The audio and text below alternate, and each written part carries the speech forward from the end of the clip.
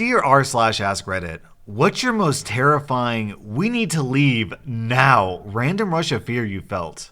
My car was stolen the very night I moved into my new house in a very good neighborhood. The neighbors had warned us that the neighborhood was being targeted at the time. They mentioned a woman around the corner that opened the doors for knockers in the middle of the night, and they attacked her and robbed her and almost killed her. We reported the car stolen and did the police reports when it happened. Well, 2 nights later, in the middle of the night, I hear a knock on the door and they said, "Open up, it's the police." Well, since I'd heard the story about the other lady, I was suspicious and didn't answer. I grabbed my kids and put them in my daughter's room because it had access to the roof from the window. I called the police to say that 2 men claiming to be police are pounding on my door. They said there were no police in the area and they're sending a car. Turns out these same guys stole the car and came back for seconds. I did get my car back because they brought it with.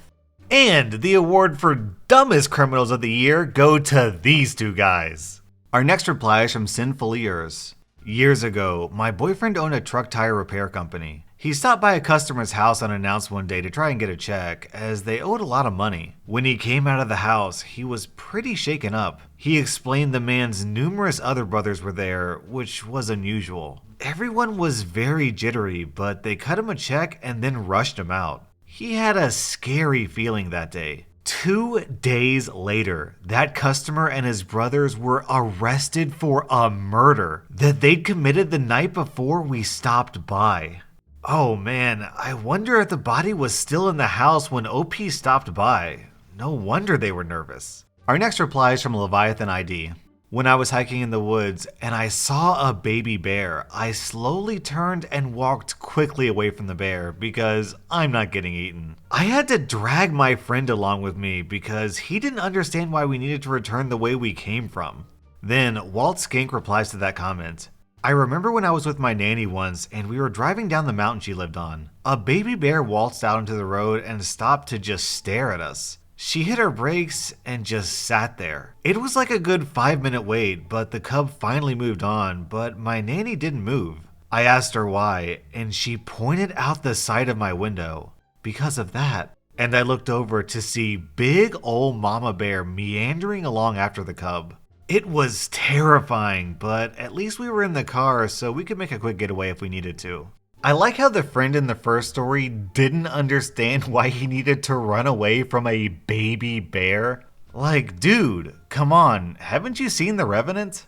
Our next reply is from Pound Foolish. I was riding my bike home from a friend's house when I was a young teen, over 20 years ago. We'd both lost track of time, so it was dusk when I left. I lived about a mile away. I was traveling down one of the last roads to get home when I had this weird feeling. So I turned around to look back down the road, saw headlights pass, stop, back up, and turn on the road I was on. It was a pretty long road without many houses and no streetlights or anything. As soon as they turned, I bolted into the woods and hid pretty far in. The car slowly drove by and kept going. No idea what they were doing, but I didn't want anything to do with it. Our next reply is from Pale Gunslinger. Hurricane Florence a year ago. We planned to ride it out as we were on a hill and in an area where the winds wouldn't be bad. Mostly ignored the news too. The night before, I got this huge pit of fear in my stomach and begged my dad for us to go stay with my sister a few hours inland. He fought with me about it, but I finally convinced him. We came back a week later to find a tree fallen into our house. The house full of water. A tornado formed in the woods behind the house and pushed the tree up a 45-degree slope into our roof and through our house. Now, I will always trust my gut feeling, no matter how stupid it seems. You mean you were attacked by a hurricane, a tornado, and a falling tree? And the only thing that saved you was your gut premonition? Dude, you're literally the main character in a Final Destination movie. Our next reply is from Cian Barak. I was walking in my old local park with my sister. We entered the park at about 3 p.m. and were hanging around until about 9 to 9:30. We saw 3 people all wearing somewhat similar outfits all the way on the other side of the park. I immediately noticed, but don't think much of it. We walked for about 2 more minutes and I noticed one of them stopped and was staring at us. I immediately had a bad feeling and told my sister we should leave. She noticed and obliged. Later that night, there was word of a stabbing in the park, and the suspects were all the people we saw in the group of 3. Our next reply is from 20 Brink. I was camping with a friend in a backwoods camping area.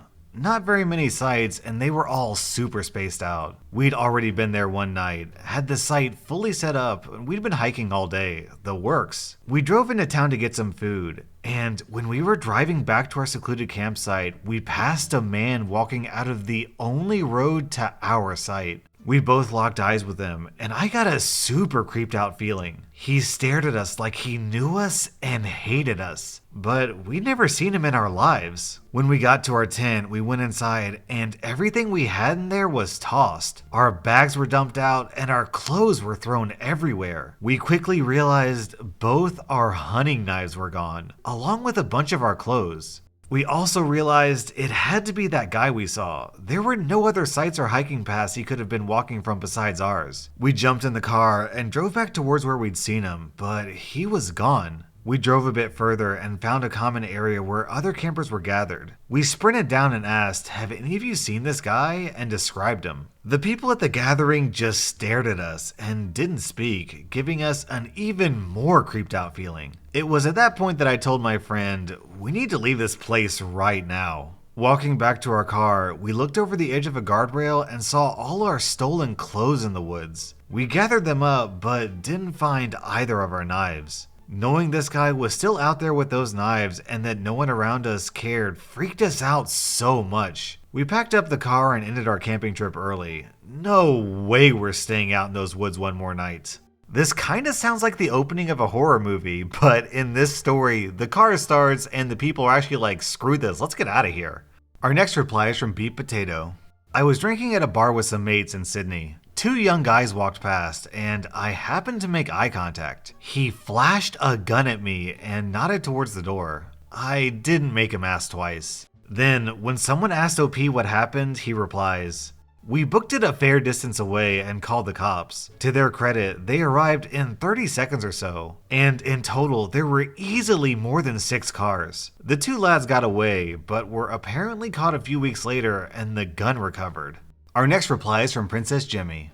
I was walking by a long stretch of road with no houses. There was a cemetery. A van with 2 guys in it stopped to ask me if I needed a ride. This was in the late 90s, so it's not like hitchhiking was illegal. I'm all, "No thanks, I'm nearly home." They wouldn't budge. They kept following me with the windows down, kept saying, "Come on, just get in." At some point, they just stop and they start getting out. I was just a teen and they were clearly 20-something. I just took off running. I must have sprinted half a mile to get to an alley and hid by the nearest building near the road. I waited about 15 minutes before moving on to make sure they'd given up so they wouldn't follow me home. Then, random person replies to that comment. Late 90s, early 20s too.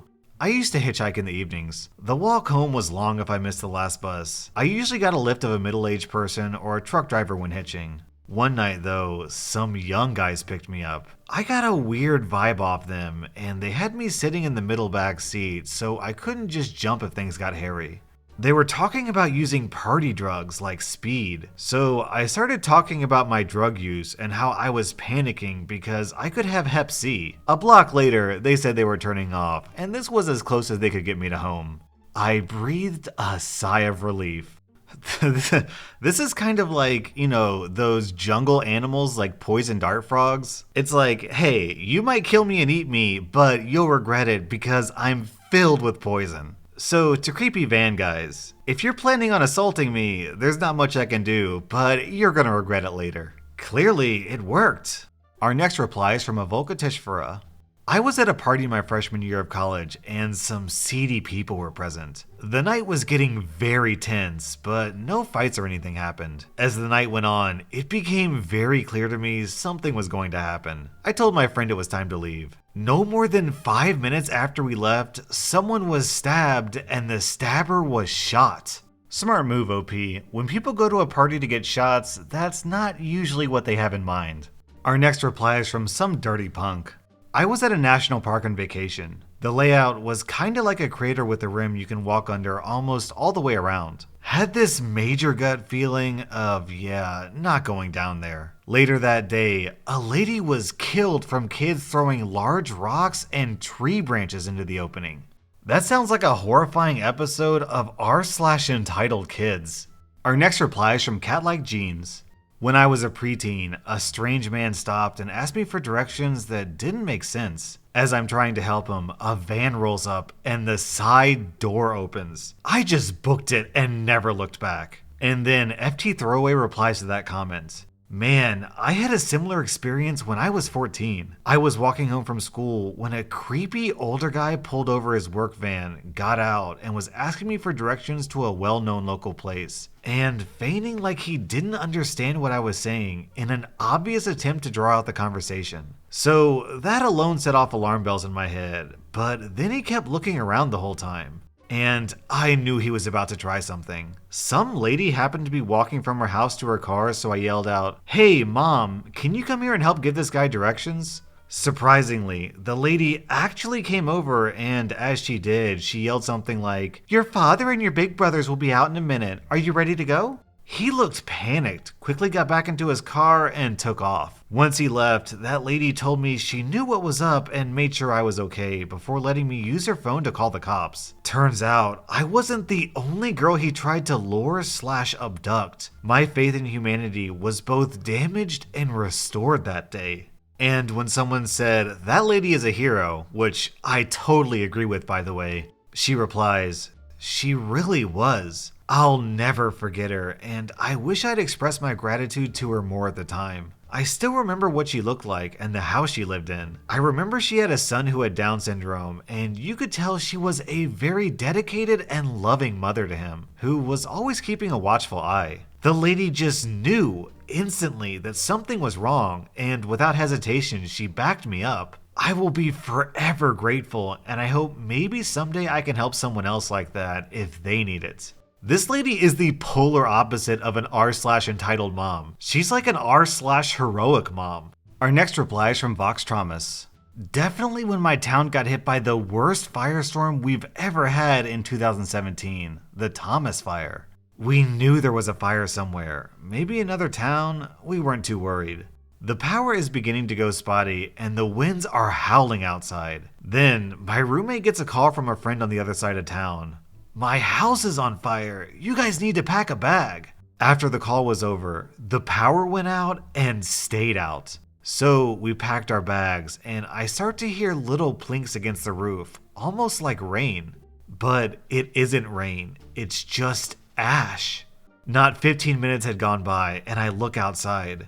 We lived by a large hill that was only 2 blocks away, and it was burning. It got there so fast. I got back inside and tell my roommates we have to leave right away. This is when our neighbors start wigging out too. We had to then capture our 3 very scared and confused cats. It was so crazy to drive away and see only blackness ahead of you, but in your rearview mirror, only flames. OP, you get 5 out of 5 stars for saving your cats. Our next reply is from Ghost in Your Pants. I was on a second date with a guy who wanted to stop at his house to grab something and invited me in. He was super hot, but I wasn't feeling comfortable with him for a reason I couldn't put my finger on. We get to his house and it was just creepy. He was well off and the house itself was gorgeous, spotless, and totally sterile. Nothing on the walls, every surface empty, no books, no CDs, nothing. I asked how long he'd lived there and he said 5 years. While he was in the kitchen, he then asked me to go into his room to grab something. Keys, I think, from the top drawer of his dresser. I got the coldest chill up my spine and immediately stepped closer to the front door. There was no way I was letting him come between me and the exit. He asked me again to go to his room and I laughed and said, "No dude, I'm hungry, let's go." He asked one more time, visibly annoyed at this point, and I proceeded to pretend that I was a jerky, stupid girl and made a fuss about being hungry and what the heck is taking you so long? He was pissed. So I walked out of his house down the sidewalk and made him follow me. We got to the car and I kept pretending to be a jerky, clueless chick and demanded he take me home. He did, in cold, furious silence. Then, when he stopped the car in front of my place, he grabbed my face to kiss me goodbye. He bit my lips so hard I was bleeding, and he reached under my shirt and twisted my nipple. I luckily got him off me, falling out my door, and ran inside to the sound of him laughing. I ended up with a bruised face and nipple, cut lip, and was scared that he knew where I lived, but I still feel like I survived a legit serial killer. Man, OP, I'm with you on this one. It sounds like he never intended you to walk back out of that bedroom. That was r/Askreddit, and my Askreddit question for you is, did you remember to hit the like button?